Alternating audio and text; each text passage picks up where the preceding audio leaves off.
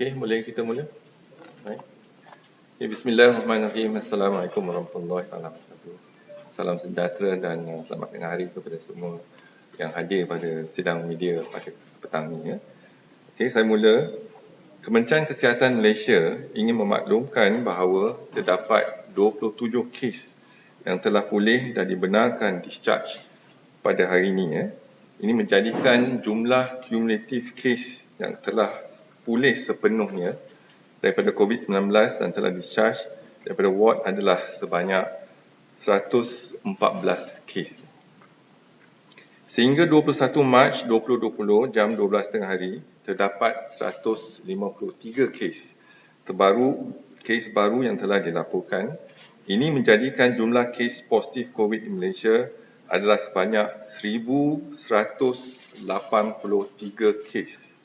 Berdasarkan kepada siasatan awal, daripada 150 kes baru yang dilaporkan hari ini, sebanyak 90 kes adalah berkaitan dengan kluster perhimpunan tabligh di Masjid Jami' Sri Petaling. Dan kes-kes selebihnya masih lagi dalam siasatan untuk kepastian. Sehingga kini, seramai 37 kes positif COVID-19 sedang dirawat di unit rawatan rapi ICU. Daripada jumlah tersebut, 23 kes memerlukan bantuan pernafasan. Dan duka cita dimaklumkan sepanjang tempoh 24 jam yang lalu, terdapat 2 kes kematian berkaitan dengan COVID-19 yang telah dilaporkan kepada CPRC Kebangsaan. Pelaporan terbaru ini menjadikan jumlah kumulatif kes kematian COVID-19 di Malaysia sebanyak 4 kematian. Kes kematian ketiga telah dimaklumkan melalui siaran laman Facebook Ketua Pengarah Kesihatan malam tadi. Ia melibatkan kes ke-152 yang merupakan lelaki warga negara Malaysia berumur 58 tahun daripada kluster jemaah tabligh dan dirawat di unit rawatan rapi ICU Hospital Tawau, Sabah. Beliau telah disahkan meninggal dunia pada 20 Mac 2020 pada jam 6.27 petang. Kes yang keempat, yang seterusnya dilaporkan melibatkan kes ke-238 yang merupakan lelaki warga negara Malaysia berumur 50 tahun daripada kluster jemaah tabligh. Beliau telah dimasukkan ke Hospital Melaka pada 12 Mac 2020 dengan gejala severe acute respiratory failure. Beliau telah diberikan bantuan mesin pernafasan pada hari kelima kemasukan di ward isolasi dan ketika dalam penjagaan di ICU. Sementara itu, kesihatan beliau merosot hari demi hari sejak kemasukan dan disahkan meninggal dunia pada 21 Mac 2020 pada jam 1.30 pagi. Sehingga kini 19 kaki tangan Kementerian Kesihatan Malaysia dan 5 petugas daripada fasilitis kesihatan swasta telah disahkan dijangkiti COVID-19. 2 daripada 19 orang kaki tangan Kementerian Kesihatan Malaysia kini sedang dirawat di ICU.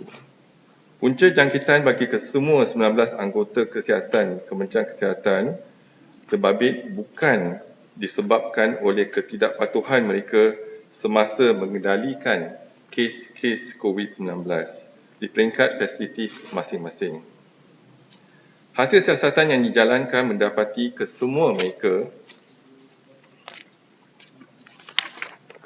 mereka merupakan kontak rapat generasi pertama dan generasi kedua melibatkan kluster jemaah tabligh. Sehingga 14 Mac 2020, bilangan anggota Kementerian Kesihatan yang telah menjalani ujian saringan pengesanan COVID-19 adalah seramai 337 orang. Daripada jumlah tersebut, 251 adalah didapati negatif, manakala baki 86 masih menunggu keputusan ujian. Kementerian Kesihatan ingin mengingatkan kepada semua petugas kesihatan dan perubatan yang mengendalikan pesakit COVID-19 mengenai kepentingan menjaga kepatuhan langkah-langkah pencegahan dan kawalan infeksi. Seterusnya, Kementerian Kesihatan Malaysia bekerjasama rapat dengan pihak United Nations High Commission for Refugees UNHCR bagi memastikan golongan pelarian dan pencari suaka turut diliputi dalam aktiviti pencegahan dan kawalan yang dilaksanakan oleh pihak kerajaan. Ini bagi mengekang sebarang penularan jangkitan yang berpotensi berlaku di dalam masyarakat. Bagi mengesan para peserta yang menyertai Majlis Perhimpunan Tabligh melibatkan golongan ini, pihak UNHCR turut bekerjasama dengan pihak Imarat Muslim Relief Agency dan Mercy Malaysia selaku rakan kongsi pertubuhan bukan kerajaan. Kementerian Kesihatan Malaysia juga turut serta dalam menjalankan aktiviti melalui penglibatan anggota di peringkat pejabat kesihatan daerah. Pasukan bersama berkenaan akan menyalurkan maklumat mengenai COVID-19 kepada golongan pelarian dan pencari suaka. Mereka turut memberikan penerangan mengenai kepentingan mendapatkan rawatan segera sekiranya mengalami gejala jangkitan COVID-19. Walaupun mereka tidak menyertai perhimpunan tabligh tersebut, ini mengambil kira kepentingan mereka dalam komuniti yang kecil dan berinteraksi rapat antara mereka. Diingatkan kepada umum, sekiranya tidak sihat, hubungilah Virtual Health Advisory dan ikuti sesi webinar yang akan diadakan setiap hari bermula pada jam 9 pagi melalui pautan berikut bagi mendapatkan khidmat perundingan iaitu www.doctoronCall.com.my/coronavirus. Orang awam juga boleh menghubungi talian CPRC kebangsaan dikenal pasti hospital tersebut. Contohnya Hospital Sungai Buloh untuk Negeri Selangor, dan Hospital Sungai Buloh kita telah kosongkan ataupun kita decant services dia ke hospital yang lain, dan kita ada lebih banyak katil-katil yang kita khususkan untuk pesakit-pesakit COVID. Dan kita juga gunakan asrama di hospital, asrama jurawat di Hospital Sungai Buloh untuk digunakan untuk pesakit COVID-19. Setakat ini kita telah dapat di Hospital Sungai Buloh saja dapat ward ataupun katil, kosongkan katil sebanyak 1,350 katil khusus untuk pesakit-pesakit COVID. Dan apabila kita lihat pada 26 hospital dan katil yang telah kita sediakan ialah sebanyak 3,400 katil, dan kita telah kosongkan ICU sebanyak 300 ICU di 26 hospital tersebut. Dan kegunaan setakat ini ICU adalah 18% daripada 300, dan kegunaan katil setakat ini adalah 20% daripada 3,400 katil yang kita telah sediakan. Jadi kita mungkin tak ada keupayaan untuk membina hospital dalam tempoh 10 hari, tetapi sekurang-kurangnya dalam perancangan kita dapat kosongkan hospital kita dan kita tangguhkan kes-kes yang bukan COVID dan bukan kecemasan kepada hospital-hospital lain. Dan kita Kementerian Kesihatan ada kerjasama erat dengan hospital swasta, dan kes-kes yang bukan COVID juga kita akan rujuk kepada hospital swasta untuk rawatan selanjutnya. Datuk, Muhammad dari RTM, nak tanya tentang gelandangan pula. Bagaimana dengan situasi di rumah ini? Adakah mereka juga akan menjaga segi kebajikan mereka ke? Bagaimana? Kita dalam jawatan kuasa kita dah lihat dan ditempatkan golongan gelandangan ini, dan mungkin kita juga akan menjalankan saringan untuk mereka, dan mereka juga adalah sebahagian daripada masyarakat. dan komuniti. Jadi kita telah kenal pasti tempat untuk membawa gelang-gelangan ini tersebut.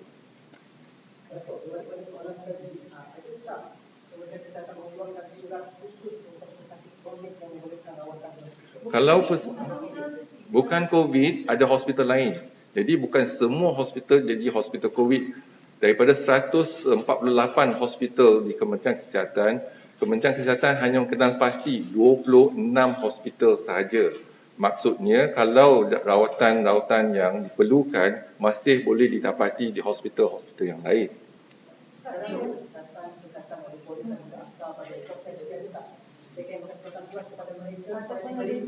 Jadi dia ada kad, contohnya kalau datang hospital tu ada kad temu janji dan sebagainya. Cukup memadai untuk menunjukkan mereka datang ke hospital. There are a lot of people online right now who are revealing the personal information of case 136. So what is the MOH comment? As far as MOH is concerned, patient identification and data is confidential. We should not reveal the patient's data. That's against our Medical Act 1971. And however, we know that the public wants to know more, but we are using minimal data, for example, age and even sex, for example, gender, in terms of to name the patient, and we give the label of the patient, not the patient's name. So in terms of we are protecting the confidentiality of the patient. In the meantime, we need the data for the public health assessment and even analysis. There has been some confusion from yesterday's comment by the minister about drinking air semua to prevent the symptoms. Any clarification? The practice in Ministry of Health, whether it's for management or treatment, we are based on evidence. So evidence-based medicine is one of our pillars in terms of to embrace the practice that before we can actually deal with any issues with regards to certain practices, etc. So in general, I'm just talking about in general, evidence-based medicine is important. Our decision to treat patient and manage patient based on science and data. So that's if we have a strong data, then we need to look into research as well as look into the data before we can make any substantial claims and etc. Betul. Dalam beberapa kenyataan media yang dikeluarkan, hanya memaklumkan kluster tablik. Berapa lama tempoh untuk kita kenal pasti? Betul. Semalam pun kita ada yang mana kita pasti ada kaitan dengan tablik, kita akan umumkan. Contohnya hari ini kita umumkan yang kluster yang ada kaitan dengan tablik dan yang bukan kluster tablik masih dalam siasatan. Walaupun bukan secara langsung berkaitan dengan tablik, mungkin secara tidak langsung, iaitu generasi pertama ataupun kedua.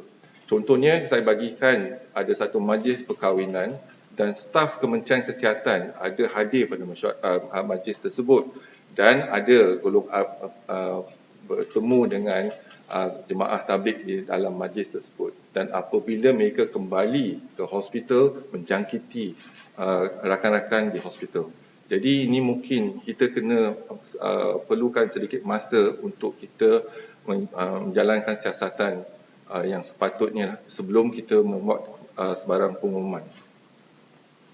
Untuk kes kematian Mansur keempat, dia ada sejarah penyakit atau teknik atau jantung.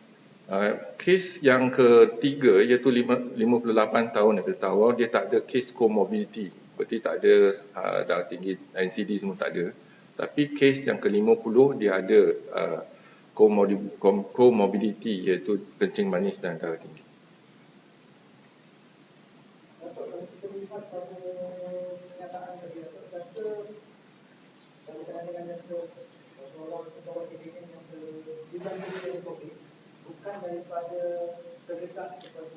Betul.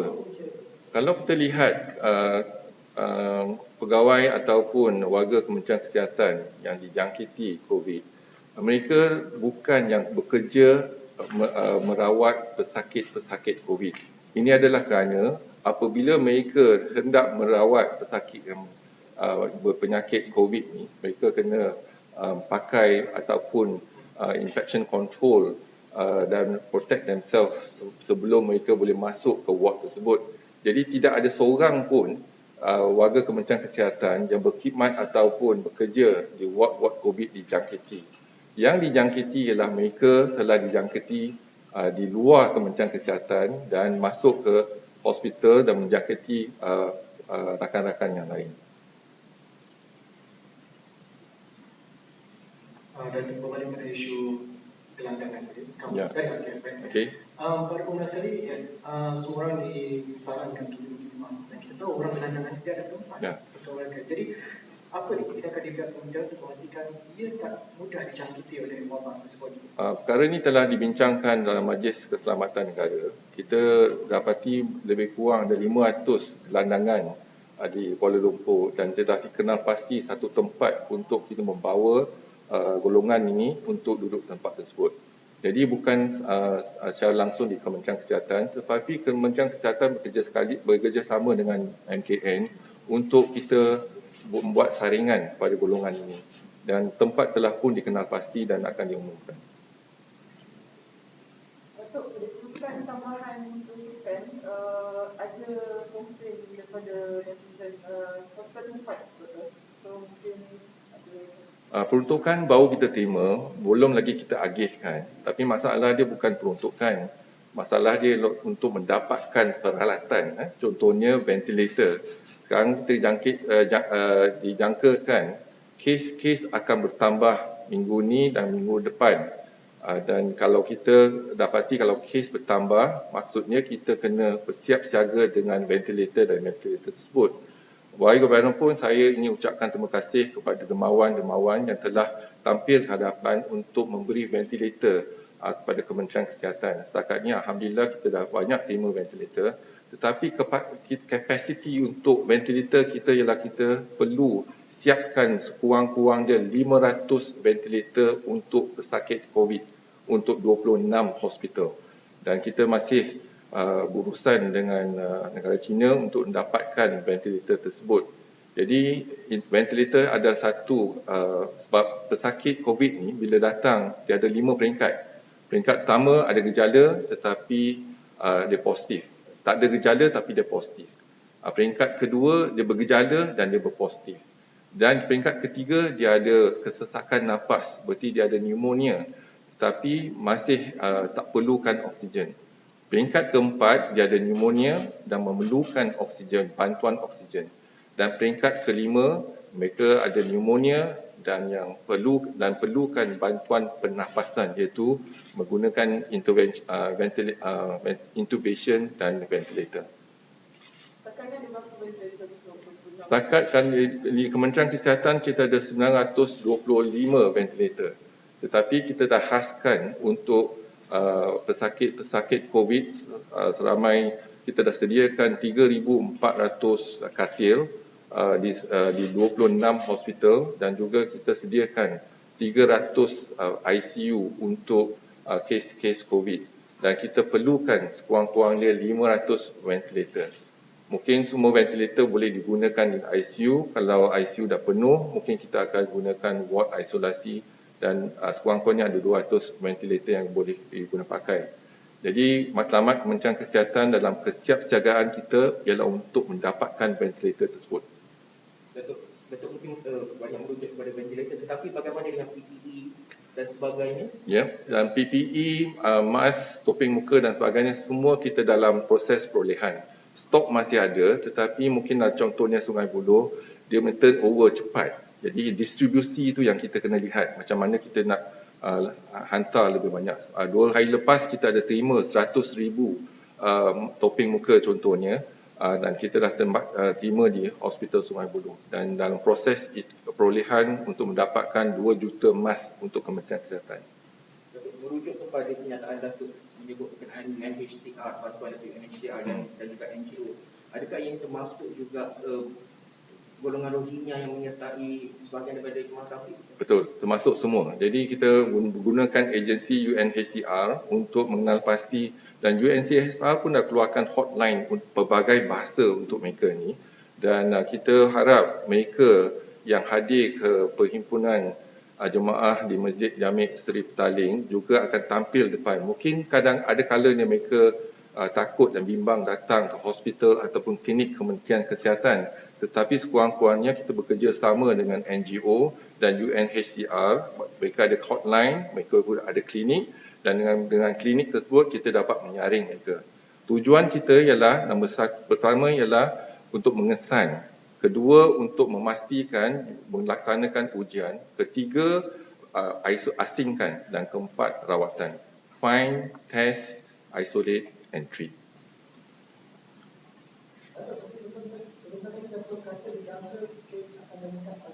Pada jangkaan kita, ya. Sebab kalau kita lihat kumpulan tabligh ni telah menjangkiti ramai, mungkin lebih pada 50% pada kes-kes yang kita ada. Kita ada hari ini 1,183 kes dan 60% pada jangkitan COVID-19 melibatkan golongan tabligh. Dan mereka telah kembali kepada negara ataupun negeri masing-masing. Dan hari ini daripada Perlis sampai ke Sabah sudah ada kes COVID. Dan bukan hanya satu negeri, daerah pun tak terlibat. Jadi adalah tindakan kita di Kementerian Kesihatan, kita pastikan dan kita wawarkan supaya ahli-ahli tabligh ni tampil ke depan untuk melaksanakan ujian. Sekurang-kurangnya kita boleh kenal pasti sama ada positif atau tidak. Kalau mereka positif dan mereka masih dalam komuniti, dia akan menjangkiti orang sekeliling komuniti. Contohnya kalau dia pergi kat surau, dia pergi kat masjid, dia akan menjangkiti jemaah di surau dan masjid tersebut. Ini yang kita bimbangkan. Mungkin dia tak ada kaitan, dan kalau kita lihat golongan tabligh, bukan bila kita solat di masjid contohnya, kita tak tahu siapa close contact kita, sama ada sebelah kiri ataupun kanan, ataupun depan atau belakang. Berlainan kalau kita hadir satu persidangan, kita ada rekod siapa duduk sebelah kiri kanan. Dalam masjid kita tak tahu pun. Tapi jangkitan sekarang ni, yang kluster baru mungkin daripada jangkitan secara tidak langsung daripada golongan tabligh tersebut di surau, madrasah dan sebagainya.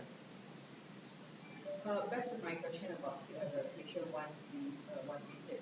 So, will the Health Ministry advise the public to stop revealing the personal details of any patient?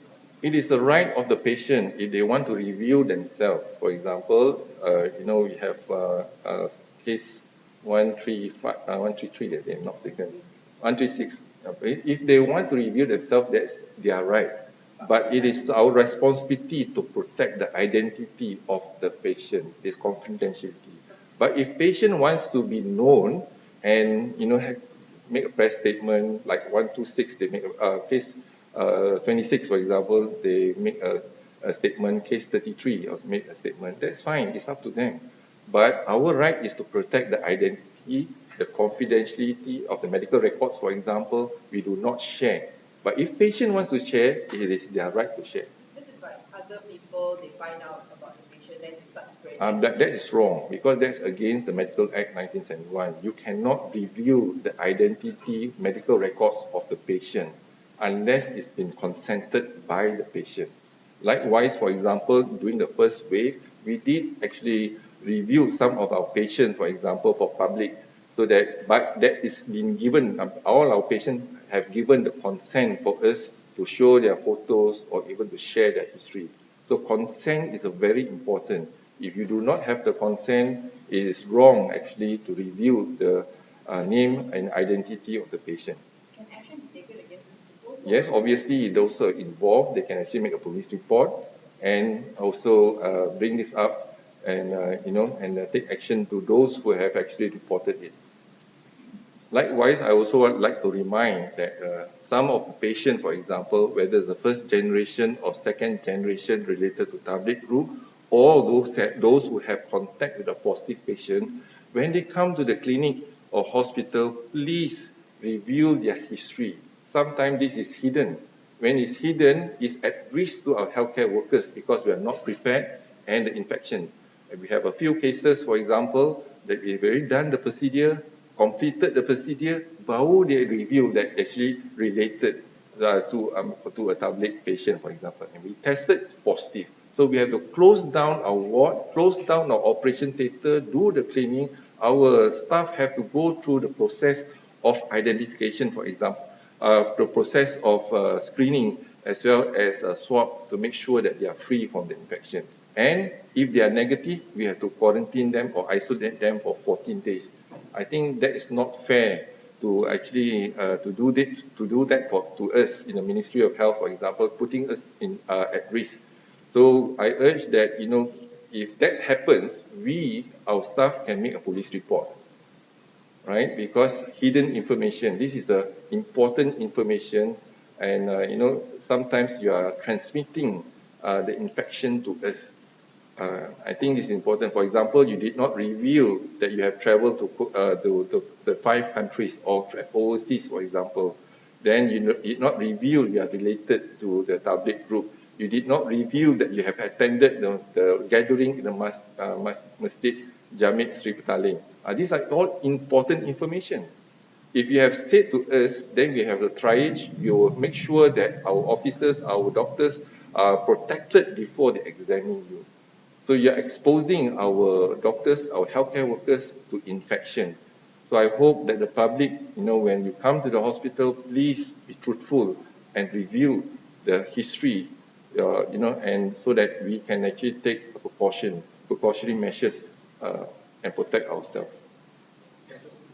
Tadi Datuk dah menyebut ada pertambahan lebih kurang 50% pertambahan kes tersebut.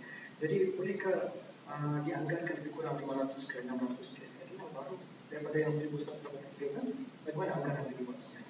Setakat ni kita lihat mungkin kita ada 100, lebih kurang 100 kes. Yang paling tinggi, yang paling banyak kes yang kita dapat adalah 190 kes. Hari ini ialah 153 kes yang baru. Dan kita jangkakan mungkin ada pertambahan. Kalau kita punya tindakan, iaitu tindakan kita dalam penjarakan, kawalan penjarakan ni berjaya, maksudnya kita dapat kurangkan flatten the peak. Jadi bila kita flatten the peak, kes yang kita dapat tu mungkin tak secara mendadak, tapi kita akan dapat kes juga, tapi bukan secara mendadak. Maksud dia, hospital kita ada keupayaan untuk merawat. Tapi kalau kita dapat kes yang mendadak, contohnya setiap hari kita dapat 1,000 kes, 2,000 kes, kapasiti kita hanya 3,000 kes saja. ICU kita hanya 300 saja. Jadi kalau kita boleh jarakkan jangkitan tersebut ataupun kurangkan the curve, jadi flatten the curve, jadi kapasiti kita dapat merawat pesakit tersebut. Jadi dalam peringkat mitigation phase, kita kena memperkasakan, enhance our healthcare system dalam hospital dan sebagainya. Okay, terima kasih. Right.